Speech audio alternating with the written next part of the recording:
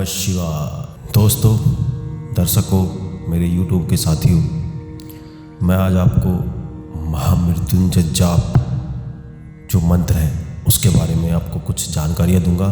उसका क्या प्रभाव पड़ता है मंत्र का और कितना शक्तिशाली है ये मंत्र और क्या रहस्य है इसके। महामृत्युंजय मंत्र, महामृत्युंजय मंत्र सभी मंत्रों का महाराजा कहलाता है। इसके सुनने और उच्चारण मात्र से सारे जीवन के कष्ट दूर हो जाते हैं।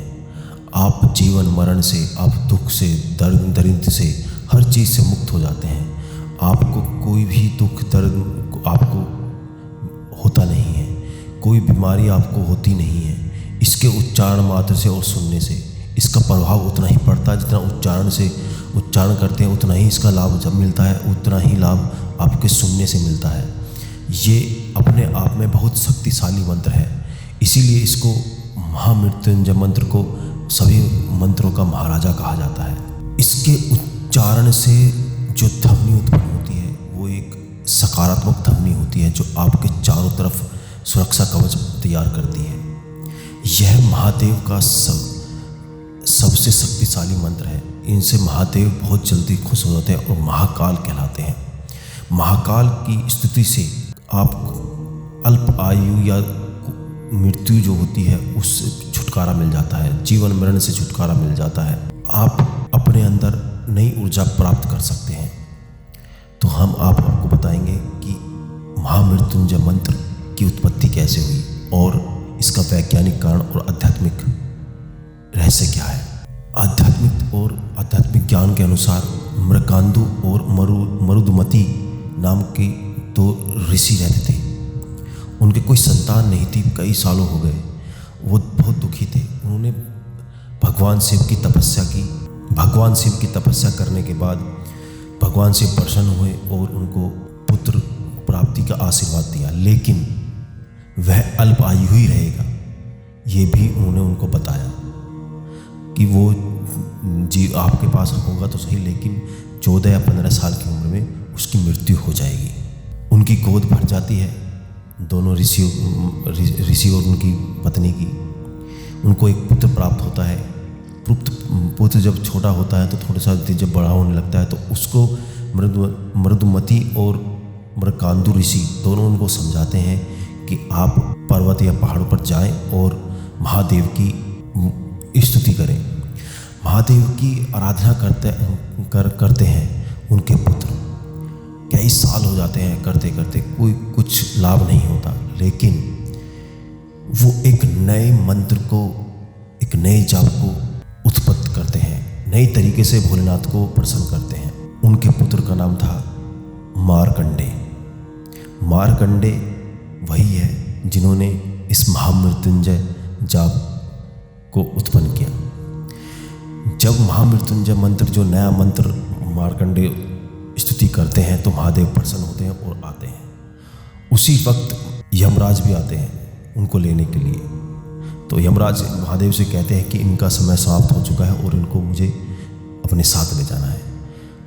और महादेव कहते हैं कि नहीं, मैं इन्होंने जो स्तुति महामृत्युंजय मंत्र जो इन्होंने बोला है उससे मैं प्रसन्न हूँ और मैं इनको धीर आयु का आशीर्वाद देने आया हूँ। होता भी यही है। मार्कंडे को महादेव जी धीर आयु का आशीर्वाद देते हैं और यह मंत्र बहुत ही प्रभावशाली होता है।